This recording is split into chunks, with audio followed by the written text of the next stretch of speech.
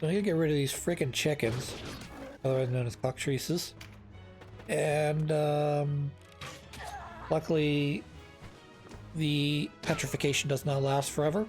It only lasts for a period of time, and then your character gets over it, like they do with any other debuff in this game. What is nice, I'm told, or I've read, is that you can stack debuffs.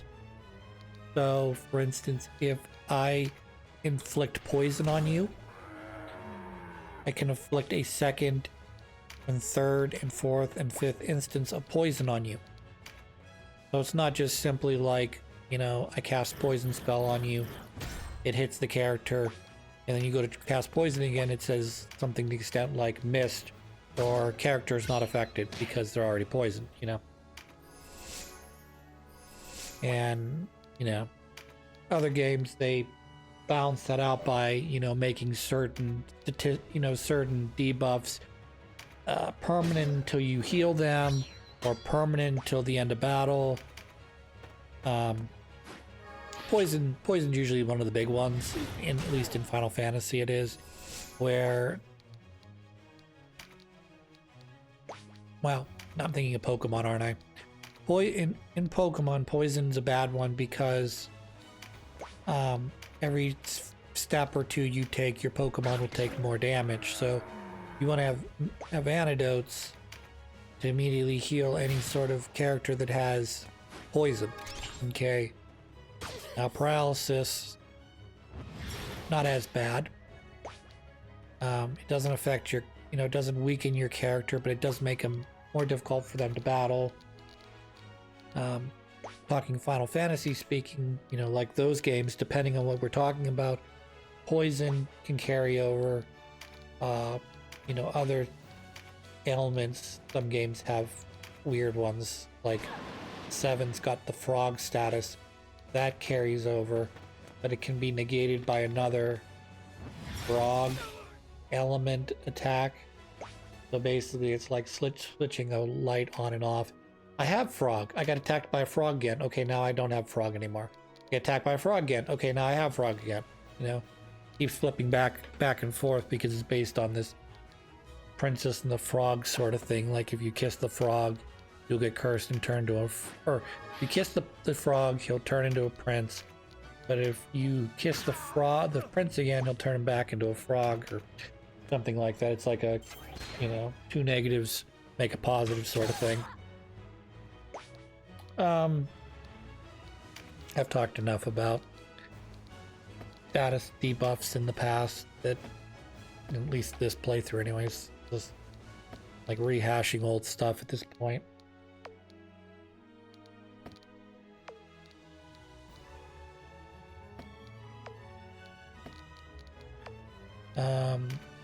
Oh, I know what to talk about.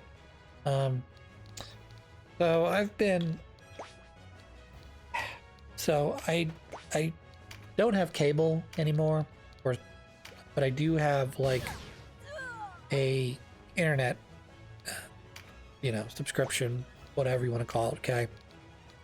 And because I do streaming, okay, at Netflix. And so as part of the deal, they include Hulu as part of my internet package. Okay, great. And I'm not sure if it's because it's included in my internet package or Hulu just stinks. But I've recently noticed that Hulu's not been running very well. Like if I go on Netflix and I press play, it'll take a few seconds to load initially, but I don't have to really worry about buffering or the thing stopping, you know, the audio continuing, but the video stops. But I also don't have to worry about commercial Netflix because I have the Netflix level that I don't see commercials. But Hulu's a little bit worse than that because they're like, would you like no commercials on ESP or on, I guess it wouldn't even be ESPN, on Disney and Hulu? That'll be $100 a month. I'm like, dude, no. You don't have anything that I want. that would justify, okay, why don't you put down cable money for 2 streaming services? Now, I'm sure people are out there saying, what do you mean? Top level of Hulu and Disney Plus is $100, and my cable package charges me $200 a month, or something like that. But I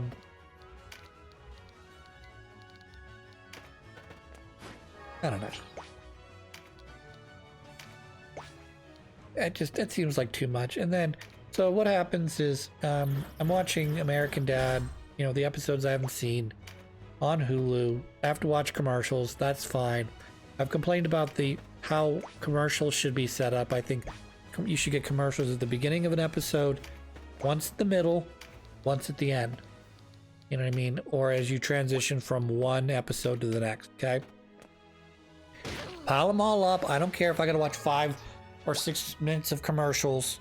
Do it all at once. I'll sit there, we'll watch the commercials, and then you give me my show, and you interrupt me in the middle of the show at a breaking point, and you give me another 10 minutes of commercial or 5 minutes of commercials, and then I get the rest of my show uninterrupted, okay? That's my personal opinion. I just don't like commercials interrupting the flow of a show. But what's been happening on Hulu is I'll turn Hulu on. It'll start to play the first set of commercial breaks, which will be about 2 minutes, and it will not load any. It'll load the first frame of the first ad, and I'll just listen to the ad in the background.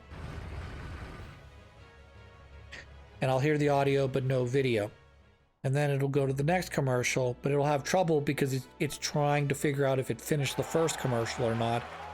So there'll be like a pause between commercials. Then it'll come, and I'll get a couple of frames or a couple of seconds of the next advertisement, and then I'll get only the audio again.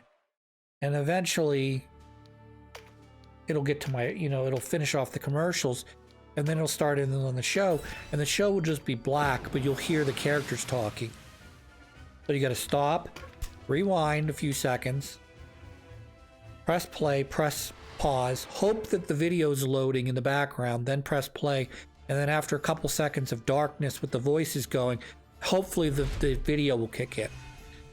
And then it'll go to commercials 2 more times, as we talked about already. It goes to commercials 3 times, once at the beginning, twice in the middle of your show. So I got to deal with this on 3 separate occasions. Once at the beginning, twice in the middle, every time they go to commercials. But I don't have this problem with Netflix. I don't have this problem with, going on YouTube or anywhere else and just pressing play and letting it go. Just let it go. It does its thing. And I don't know if it's Hulu's fucking up. If for some reason my I don't want to say it's my streaming device box thing. This thing is not more than a few years old, maybe 2 years old.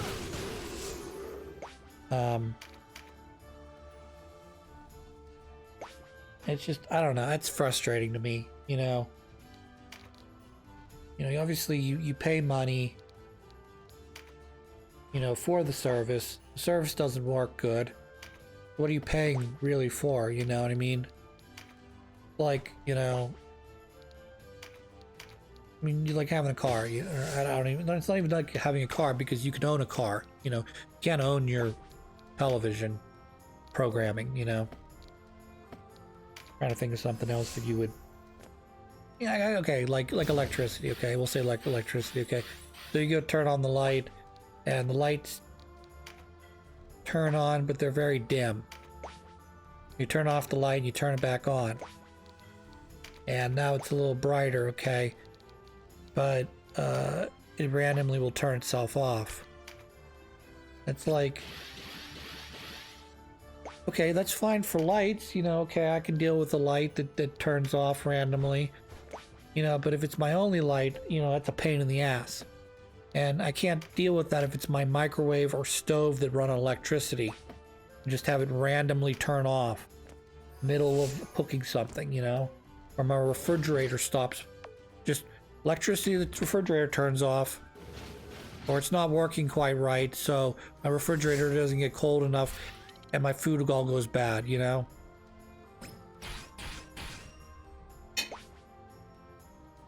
And then you sit there and you wonder, is it the refrigerator? Is it the electricity? Is it the plug? Is it the breaker box? What is it? You know?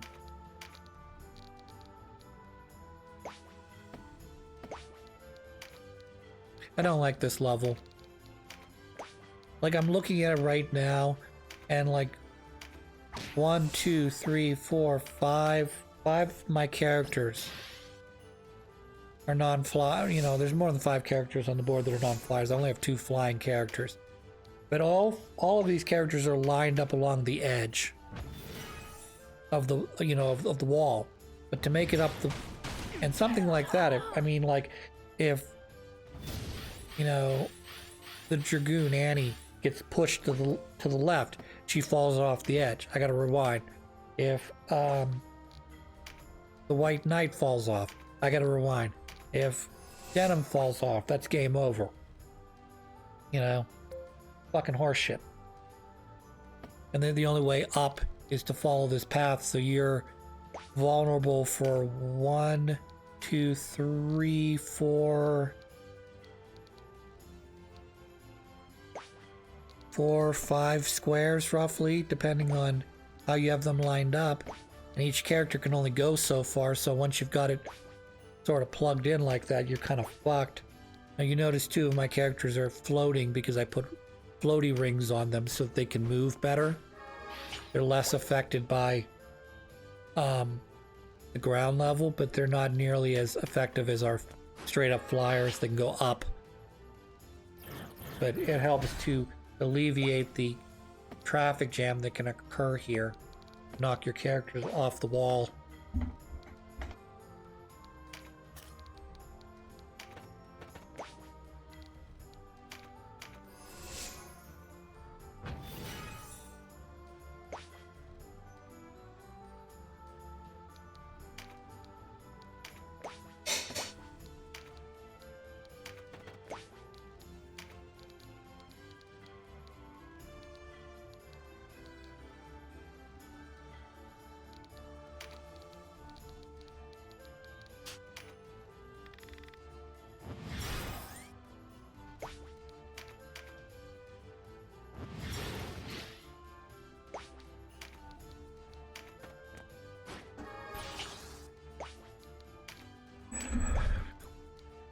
Anyway.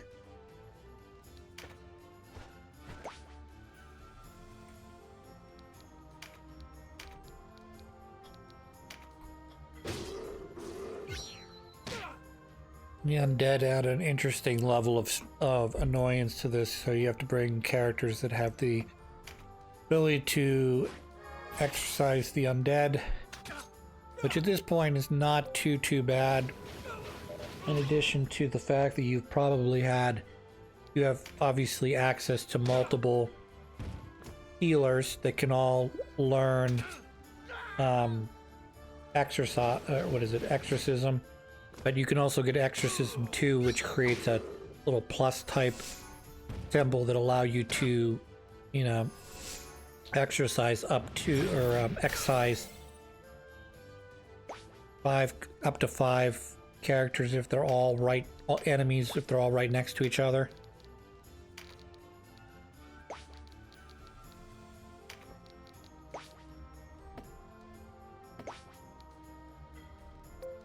What else?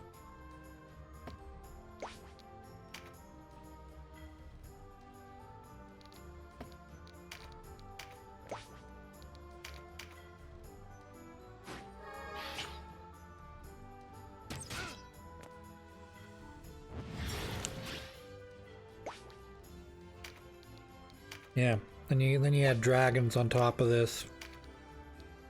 Not that they're terribly difficult, but like, okay, I got dragons. Guess I got to bring a dragoon. Oh, good, I got undead. That means I got to bring at least 1, possibly 2 healers. Oh, good. I mean, I obviously have Kashua, who has the ability to, not just an ability, it's a skill that allows her to not only not waste an attack by, you know, excising an enemy, but also, you know, they can use it as part of their kit. Cost mana, yes, but like the fact that it does a large range of characters, and you know, it's a skill that doesn't detract from her using her normal attacks. She can literally kill an undead enemy and excise it in the same turn.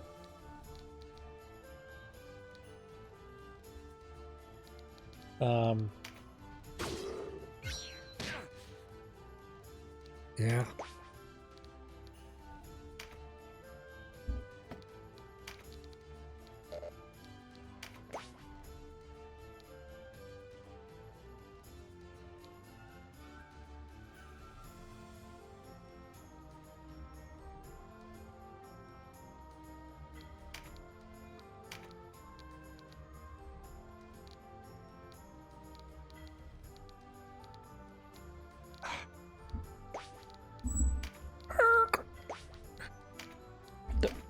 I'm gonna have to grease that later.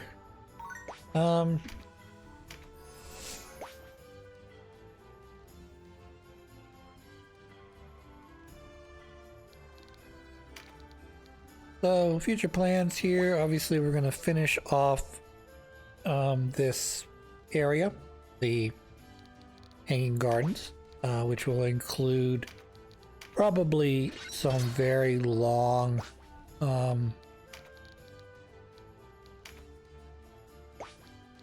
boss battle. The final boss battle is going to be probably very long. I don't know how I'm going to break it up, or how long it actually is going to end up being. That was dangerous. What else? We're gonna skip. We're gonna skip doing the.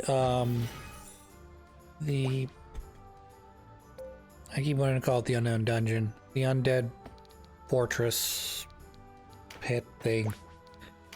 I got down about 20 or so levels, and then I had to like retreat because I kept running into enemies that were just like, I don't know how to explain it. They were like god tier enemies, you know, like you put this fucker in my way and he's got ungodly HP and defense, and like the only saving grace is that this character also happens to be like I mean, it's,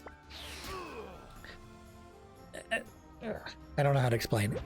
I don't know how to explain it quite nicely, but when you go down in that dungeon, there are characters that are like dark aligned, that are not, I don't believe they are recruitable, or if they are recruitable, they're very difficult to recruit.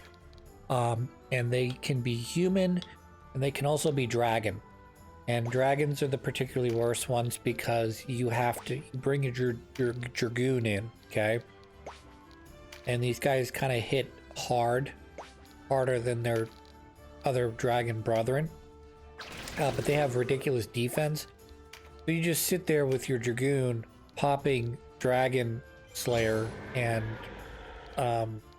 you know, Dragon Bane, and you're trying to do what you normally would do, would be about 1,000 or so damage to the dragon. More or less, like 1,000 to 2,000, depending on where exactly all that sits. And you're doing, you know, the dragon's got 5,000 HP, and you're doing 250 with combination of the Dragon Bane, Dragon Slayer. Now, I don't have, obviously, anti-dragon weapons on them, but the Dragoon designed to hunt beasts and dragons, popping its most powerful combination of abilities. And I am still having trouble killing the one thing because it's just so fucking strong. It is nasty. It is just nasty. And then they do that for the fucking golems, which can be negated using sorcerers. Or rather, what are they called? They're called witches and warlocks. They have an ability to negate or to soften up, I guess, so you do more damage to golems. Their area of effect on that's much bigger, but they don't have like a golem killer ability like the dragoons do. Also, dragons and golems both get this ability. Dragons have what they call dragon scale. Dragons, which will reflect damage. So if you do 100 damage to the dragon takes the 100 damage and reflects the 100 damage back at you as well. So you both take 100 damage, which is terrible because they're gonna outrace you with their level of HP. Most of your characters are not going to be able to tank 2,000 hit points from reflecting attacks back to you. Okay.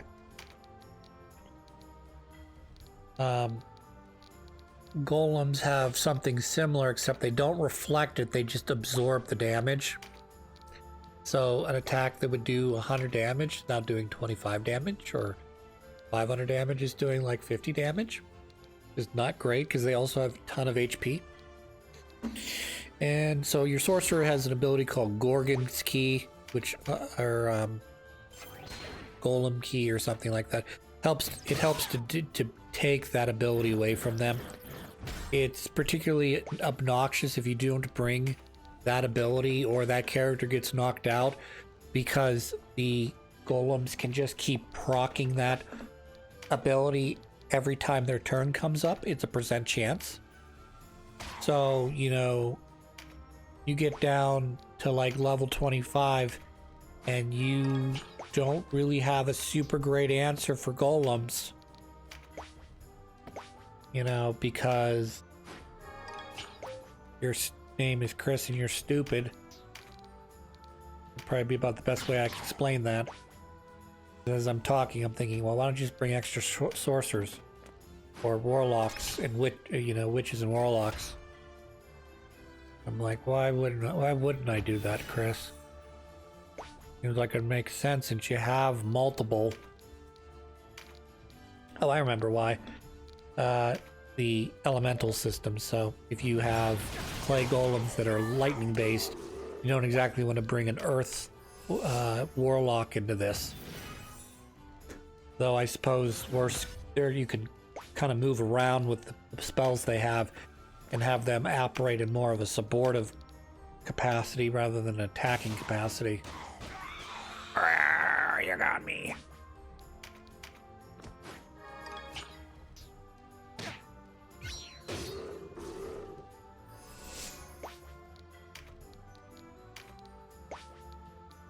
But yeah, that's why you will not be seeing me going down to the dungeon. I will go down there at some point when I have time. I'm gonna have to balance that alongside, you know, regular recordings, which is an issue because if I do separate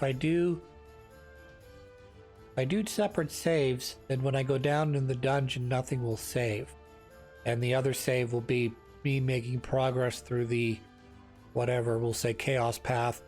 But then if I leave that dungeon at some point, I gotta redo all those missions again that I recorded in order to catch back up to where my recordings are.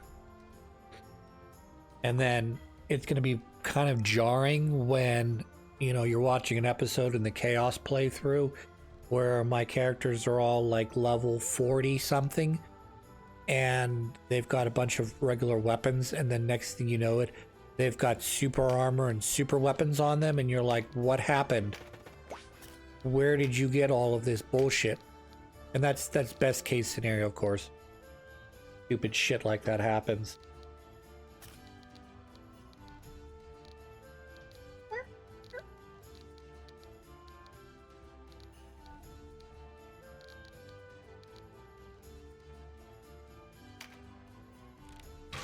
one of the things that I am not doing that I probably should do is